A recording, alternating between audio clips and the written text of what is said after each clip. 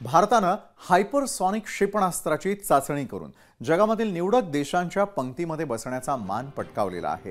क्षेपणास्त्र तंत्रज्ञानातील या भरारीनं भारताची मान ताठ झाली आहे। आवाजापेक्षा 5 पटींहून अधिक वेगानं जाऊन हे क्षेपणास्त्र शत्रूवरती आग उगतं। या वेगामुळे शत्रूची संरक्षण फळी प्रसंगी भेटून क्षेपणास्त्र त्यांचं लक्ष्य गाठतात।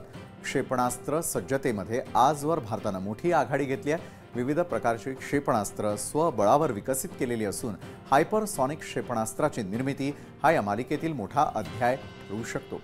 तर या क्षेपणास्त्राच्या चाचणीनंतर संपूर्ण देशभरामधून शास्त्रज्ञांचं अभिनंदन करण्यात आलेलं आहे। DRDOनं या क्षेपणास्त्राची निर्मिती केलेली आहे। 1,500 किलोमीटरहून अधिक अंतरावरील लक्ष्यांना नष्ट करण्यासाठी या क्षेपणास्त्रांचा वापर करता येईल।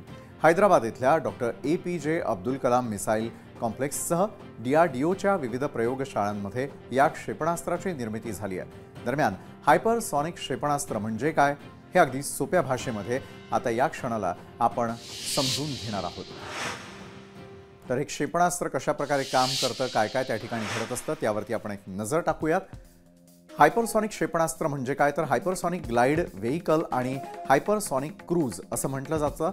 HGV रॉकेटमधून तर HCM हे अतिवेगाच्या इंजिनचं असतं। आवाजापेक्षा 5 पटींहून अधिक वेगानं क्षेपणास्त्र शत्रूच्या दिशेनं झेपावतं। तर काही हायपरसॉनिक क्षेपणास्त्रांचा वेग 15 माखहून अधिक असतो। अण्वस्त्र देखील हायपरसॉनिक क्षेपणास्त्रांमधून डागता येणं शक्य असतं। तर हायपरसॉनिक क्षेपणास्त्र म्हणजे काय तर हायपरसॉनिक शस्त्र प्रणालीचे एकूण 2 प्रकार आहेत। हायपरसॉनिक क्षेपणास्त्र कमी उंचावरून उडतात, तर शत्रूच्या संरक्षण फळीला चकवा देखील ते देऊ शकतात।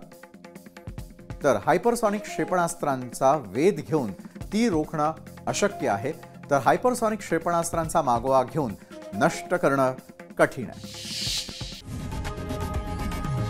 लोकशाही मराठी ऐका, पहा, जागरूक रहा।